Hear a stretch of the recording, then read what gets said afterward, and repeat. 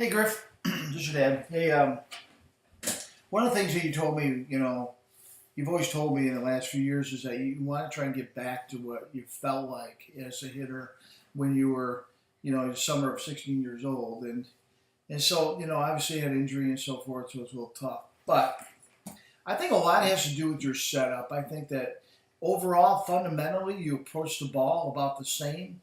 There's some things that I would, encourage you to do a little bit, but I think fundamentally, you're from launch position to contact point. I think you do some things. I think that there's going to be a setup that may be a little bit easier to do what you normally do.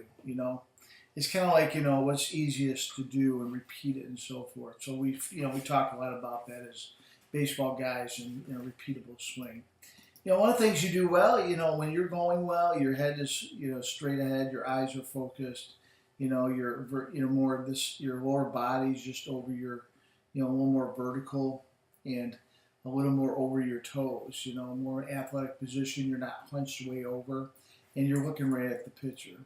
You can see that in these stances here. You can see that more vertical with your upper half. And you can see that here against Kentucky. You can see that with Ohio Wheat. So that's important. Head, your vertical. So those are your good starting points, and that's what you should start with all the time. Now, one of the things that I'm going to show you is your lower half. This is when you felt really good indoors when you're hitting off Buster. Your feet are shoulder width apart, as you can see. This is a picture of Ohio Wheat. It's literally the same stance from belly button down.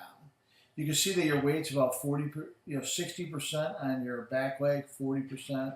Your knees are bent. You're into what we call into your legs. You can see that at Virginia Tech. You can see that here. You're into your legs. You're about 60-40. And so if you're just looking from your belly button down, this is what you're most successful at. You can see I took a picture of that and actually carved it out for you from a Virginia Tech. You're really into your legs, and so forth. You can see this is your home run swing that you took at Grand Rapids. This is your setup, how you're starting to now transfer your weight back a little bit.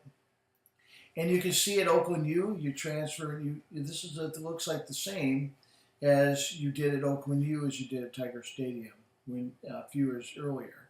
You transfer your weight from your backside, and then you like to stride, which is good. Stride's great, The one thing that I'll we'll take notice of is the width of your stance. You can see that, just you're wider, a little bit wider in this stance than you are in this stance. Now, I'm gonna tell you why that's significant.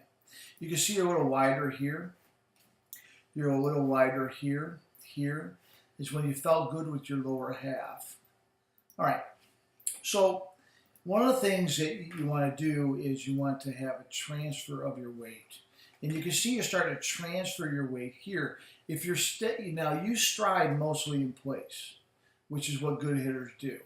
The one thing that is when you're real narrow like this, it's hard to shift your weight from back to forward, and you tend to just rotate.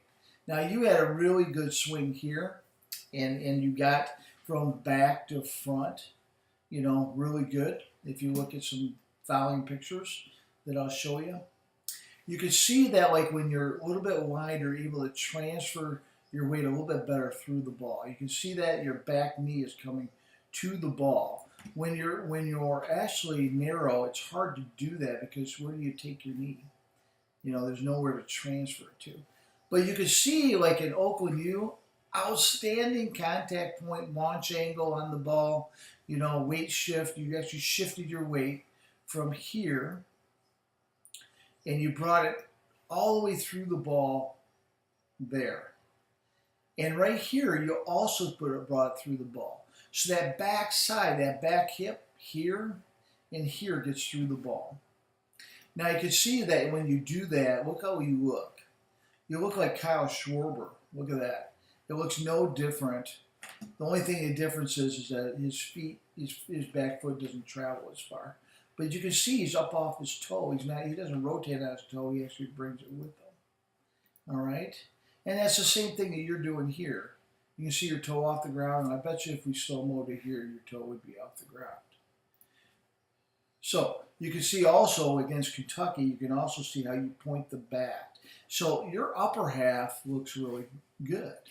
But let's get down to your lower half, and you actually hit through the ball there, just as you did here.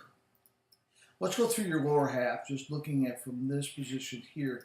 You can see how like you're similar, and when you were 16 years old, you shifted your weight back, okay? And then you just brought that back hip. It was almost like, you know, that's what the no strides does for you. And I know you want to stride, and striding's fine. If you widen out to something like this, and this, like this, and you stride it, you could bring that knee and that backside with you. And talking about getting your hands there early, when you get your hands there early, like on your base hit you did, all you do is drive that backside to the ball. That's all you're doing. So that's why early is so important. But how do you get there early in your stance? Well, you can see, if I was to look at you from this point of view, I'm throwing your back. And your lower half allows for that to happen. You know, because you're just shifting your weight back, and then you're bringing it straight forward to the ball. You know, now if you want to time that with your hands and your weight at the same time, but your lower half, because you're into your legs and because you're actually driving that hip right there, watch this. See how you drive that hip right to the ball? You know, that's a beautiful swing. You get the snot out of that ball. You know, and even so that you even arch your back. You hit that ball, you know, with such authority from the backside, and you actually roll up on your foot. And that's the same thing that Kyle Schwarber looks like. Look how he rolls up on the foot. And look how you're rolling up on your foot there. You know? So, I mean, that means that weight's coming through the ball. Now, the one thing is that it'll be easier if you're spread out because, you know, it's easier to maintain. It's easier to rotate back and then move forward into the ball. You can see how spread out you were. You're not wide. But like this one, your shoulders are about here, you know, and what you've done is you've gotten into your legs, and all you do is just shift back and then into the ball, directly into the ball, you know. And you can see you kind of like that little stride, which is good. And you did that here too. When you went to go back, you stride a little bit, and your foot was close to the ground, just as it is here. Oh. It's not a high leg kick. It's just simply just shifting, and I'll get it right. Kind of like right there, where you maybe take a little stride, and then you just cream the ball. Bring your weight forward. Look at that. Look at that backside and that knee. Tremendous. So, you know, I think in the upper half, you really like your hands low, and it feels comfortable, and you like that little rhythm with your hands, which is okay.